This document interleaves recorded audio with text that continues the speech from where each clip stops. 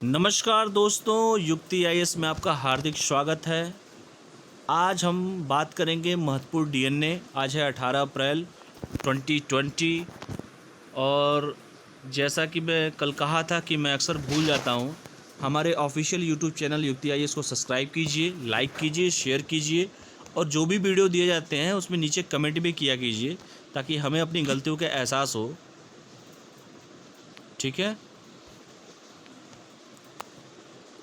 हाँ, यस, हमें भी अपनी गलतियों का एहसास हो। ठीक है। एक्चुअली मैं कल बताया था आप लोगों को कि मैं इधर उधर थोड़ा ब्रश हो जाता है, तो अभी सीख रहा हूँ। परफेक्ट हो जाऊँगा, एक हफ्ते के अंदर तो हो ही जाऊँगा परफेक्ट। ठीक है। तो हमारा जो ये जो हम लोग का संस्थान का नंबर दिया गया है, इस नंबर पे आप लोग कुछ भी अगर कोई भी क्वेरी हो तो दिए गए नंबर पे संपर्क कर सकते हैं, युक्ति आईएएस पे। चलिए हम आज बात करते हैं खरीफ फसलों पर राष्ट्रीय सम्मेलन अभी हाल ही में हुआ है, उसके बारे में बात करते हैं। केंद्रीय कृषि एवं किसान कल्याण मंत्री जो नरेंद्र सिंह तोमर जी हैं, जो मध्य प्रदेश से आते हैं, ने वीडियो कॉन्फ्रेंसिंग के माध्यम से खरीफ फसलों पर राष्ट्रीय सम्मेलन की अध्यक्षता की है। इस सम्मेलन का मुख्य उद्देश्य राष्ट्रव्यापी लॉकडाउन के लिए खरीफ की खेती के लिए तैयारियों के बारे में राज्यों को परामर्श से विभिन्न मुद्दों पर चर्चा करना एवं उचित कदम उठाना। आपको पता है कि भारत के प्रधानमंत्री, यशस्वी प्रधानमंत्री नरेंद्र मोदी जी ने कहा था कि किसानों की आय को 2022 तक दोगुना करना है। आगे इसके बारे में हम चर्चा करेंगे। यहाँ लिखा भी है, देख सकते हैं। इस सम्मेलन में कहा गया है कि सभी राज्यों को खरीफ फसलों से संबंधित लक्ष्य को प्राप्त करने का प्रयास करना चाहिए और किसानों की आय को दोगुने करने का काम मिशन मोड में लिया जाना चाहिए। एक बहुत अच्छी पहल है कि हर राज्य को समन्वय, एक दूसरे के कोऑर्डिनेशन के अनुसार इस महामारी के दौर में हर सरकार को, चाहे केंद्र सरकार हो चाहे राज्य सरकार हो, वहाँ पे उनकी पार्टी हो चाहे ना हो, एक दूसरे के साथ समन्वय बना के चलना चाहिए और इसका प्रतिफल भी हमको आने वाले समय में बेनिफिट इसका मिलना चाहिए। ठीक है। वर्ष 2020-21 के लिए खाद्यान्न का जो लक्ष्य रखा गया था 298 मिलियन टन निर्धारित किया गया था, जो वर्ष 2019-20 के लिए 291 मिलियन टन था। यानी कि 7 मिलियन टन एक्स्ट्रा इस साल का हमारा खाद्यान्न का उत्पादन का जो लक्ष्य रखा गया है। यहाँ पे देखिए 2020-21 के लिए खाद्यान्न उत्पादन का लक्ष्य वर्ष 2019-20 में अनुमानित खाद्यान्न उत्पादन के लक्ष्य से 2% अधिक है, यानी कि 7 मिलियन टन एक्स्ट्रा है। ठीक है, ये इंपॉर्टेंट है, देख लीजिएगा। इस सम्मेलन में केंद्रीय कृषि एवं किसान कल्याण मंत्री द्वारा दो योजनाओं, पहला है प्रधानमंत्री फसल बीमा योजना और दूसरा है मृदा स्वास्थ्य कार्ड योजना का मुख्य रूप से जोर दिया गया है। आपको पता होगा कि प्रधानमंत्री फसल बीमा योजना जो 13 जनवरी 2016, रिपीट कर रहा हूँ, 13 जनवरी 2016 को प्रधानमंत्री जी द्वारा इसका योजना का अनावरण किया गया था। इस योजना में कुछ इंपॉर्टेंट चीज़ें हैं, जैसे कि यह योजना उन किसानों पर प्रीमियम का बोझ कम करने में मदद करेगी जो अपनी खेती के लिए ऋण लेते हैं। आपको पता है कि किसान जो है बीज के लिए या किसी के भी काम के लिए अपनी खेती के लिए ऋण जो है वो सूदखोरों से लेता है और सूदखोरी के चक्कर में ऐसा फंस जाता है ब्याज देते देते कि वो उसका कभी लाभ ले नहीं पाता सही से। तो मोदी जी के द्वारा प्रधानमंत्री फसल बीमा योजना निकाली गई थी। उसका एक और कारण भी था कि खराब मौसम में उनकी रक्षा करेगी, खेती में अगर ओलावृष्टि होता है या जो भी होता है तो किसानों को एक राहत का पैकेज देगी सरकार। ठीक है। दूसरा है कि मृदा स्वास्थ्य कार्ड, इस पर हम आगे चर्चा कर लेंगे। सम्मेलन में बताया गया कि अखिल भारतीय कृषि परिवहन कॉल सेंटर को यह सुनिश्चित करने के लिए शुरू किया गया है कि लॉकडाउन के कारण कृषि प्रभावित ना हो। ठीक है। आपको पता है कि जब तक किसान अपने खेत में खेती नहीं करेगा तो जितनी भी यूनिट जो शहरों में लगी हुई हैं सब के सब धरे के धरे रह जाएंगे।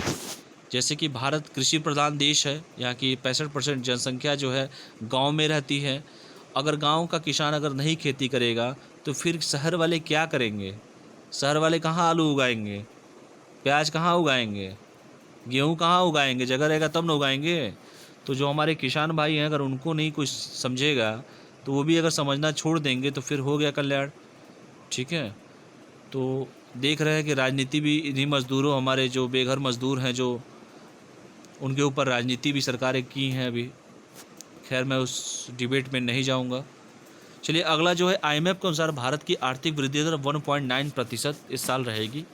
आईएमएफ एक संस्था है, अंतर्राष्ट्रीय मुद्रा कोष जो है, जिसके बारे में हम आगे डिटेल में अब चर्चा करेंगे, ने वित्तीय वर्ष 2020-21 के लिए, ठीक है, भारत की आर्थिक वृद्धि दर के अनुमान को कम कर दिया है।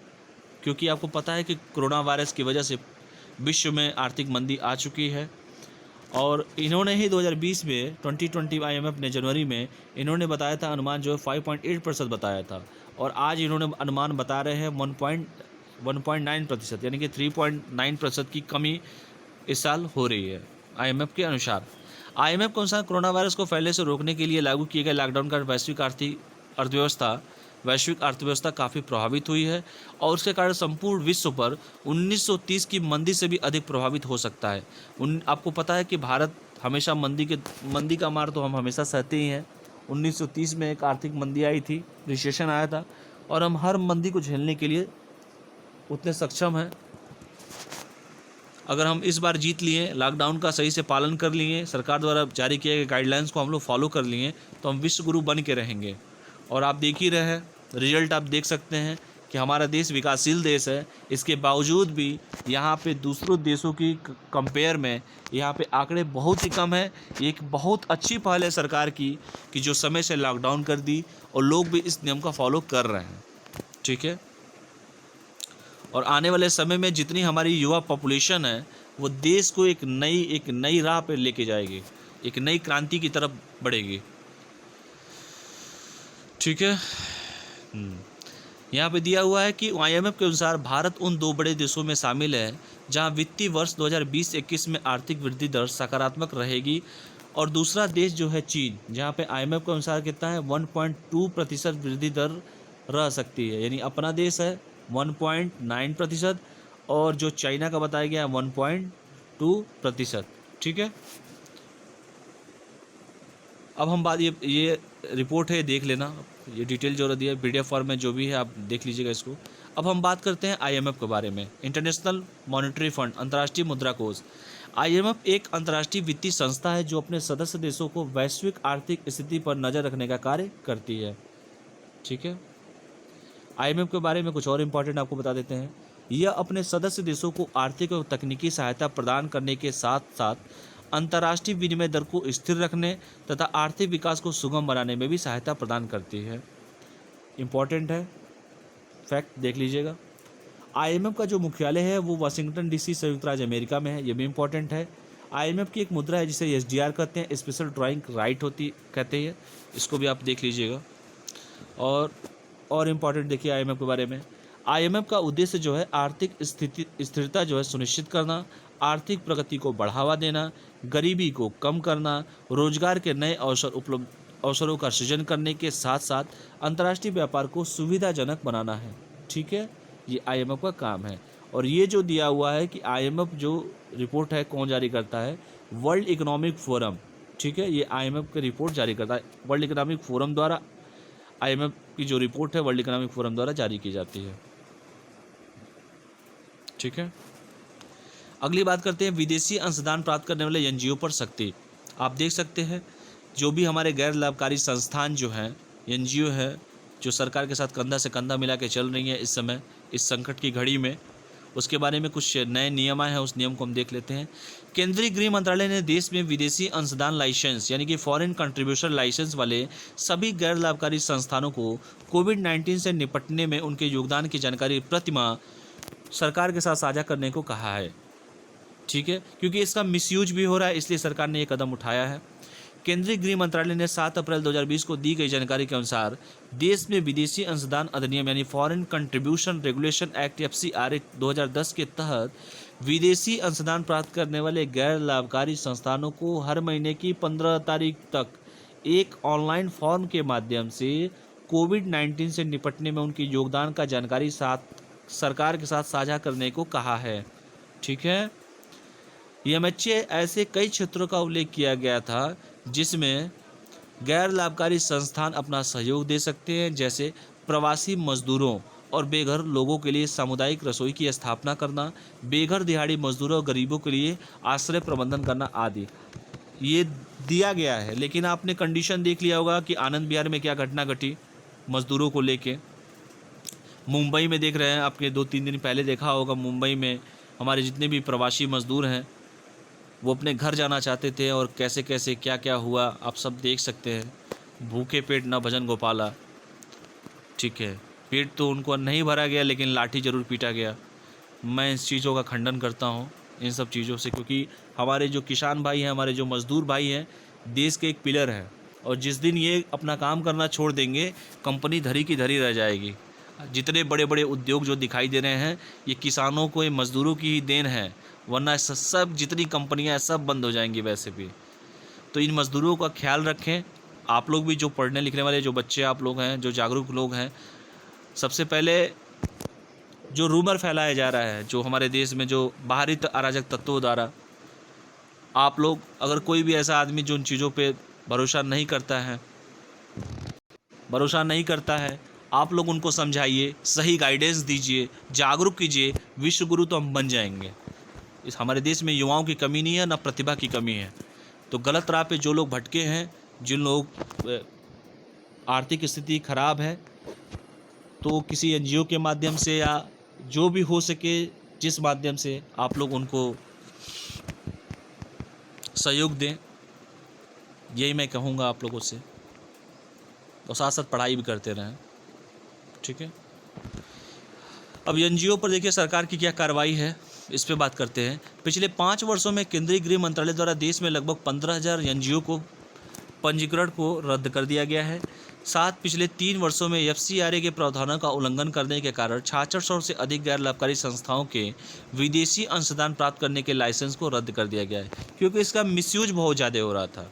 सरकार ने कहा भी है, गृह राज्य मंत्री जी ने कहा था राज्यसभा में कि 2018-19 के दौरान एफसीआरए के तहत पंजीकृत जो भी एनजीओ है, जो कुल जो थे 22-24.77 करोड़ रुपए उनको आए थे, जो विदेशी योगदान के रूप में प्राप्त हुआ था, जबकि वित्तीय वर्ष 17-18 में एनजीओ को प्राप्त कुल अंशदान था 16,902.41 करोड़ रुपए था। तो ये डेटा इतना इम्पोर्टेंट नहीं है, फिर भी आप लोग एक बार देख लीजिएगा, ठीक है, कि एनजीओ का रोल क्या है और एनजीओ को कैसे कैसे क्या सरकार ने नया नियम निकाला है, ये इम्पोर्टेंट है। हो सकता है यूपीएससी में पूछ दे इस बार। विदेशी अंशदान विनियमन अधिनियम यानी foreign contribution regulation act 2010, FCRA 2010 के तहत किसी व्यक्ति द्वारा प्रत्यक्ष अथवा अप्रत्यक्ष रूप से यानी डायरेक्ट या इनडायरेक्ट रूप में किसी विदेशी स्रोत से उपहार के रूप में प्राप्त कोई वस्तु, चाहे वो कोई वस्तु हो, चाहे मुद्रा हो, चाहे प्रतिभूति को, विदेशी अंशदान के रूप में परिभाषित किया गया है। बहुत बड़ी बात कह दी गई है इसमें, ठीक है। ये फिगर आप देख लीजिएगा। हालांकि भारतीय नागरिकता धारक अनिवासी भारतीय जो हमारे एनआरआई भाई हैं द्वारा प्राप्त अंशदान को विदेशी अंशदान नहीं माना गया है, ठीक है। तो ये इम्पोर्टेंट है, इसको मैं गोला कर दे रहा हूँ, ठीक है। तो ये रहा आज का, और ये वीडियो देख रहे होंगे रविशंकर सर हैं और मैं हूँ। रविशंकर सर बना के भेजते हैं और मैं इसको अपनी भाषा में समझाने की कोशिश करता हूँ। तो ये रहा आज के महत्वपूर्ण डीएनए। आप लोग पढ़ाई करिए, स्वस्थ रहिए, मस्त रहिए और पढ़ते रहिए। और दूसरी बात कि यूट्यूब पे रोज़ तो वीडियो अपलोड हो रहे हैं, तो अगर कोई हम लोगों में कमी हो, हमारे कंटेंट में कोई कमी हो, या वीडियो में कोई प्रॉब्लम आ रही हो, या कुछ और भी कोई दिक्कत हो, तो यहाँ पे आप कमेंट आराम से कर सकते हैं। चाहे पॉजिटिव करिए, चाहे नेगेटिव कीजिए, लेकिन एक मर्यादा में रह के ही कमेंट कीजिएगा, ताकि हम लोग को भी तो पता चले कि हम लोग जो कर रहे हैं, जो आप लोग के लिए डीएनए जो डेली न्यूज एनालिसिस की जा रही है, इसका कोई बेनिफिट मिल रहा है कि नहीं स्टूडेंट को, ठीक है। तो आप हमारे चैनल को सब्सक्राइब कीजिए, लाइक कीजिए, शेयर कीजिए, और सोशल डिस्टेंसिंग का पालन कीजिए। स्वस्थ रहिए, मस्त रहिए और पढ़ाई करते रहिए। बहुत बहुत धन्यवाद।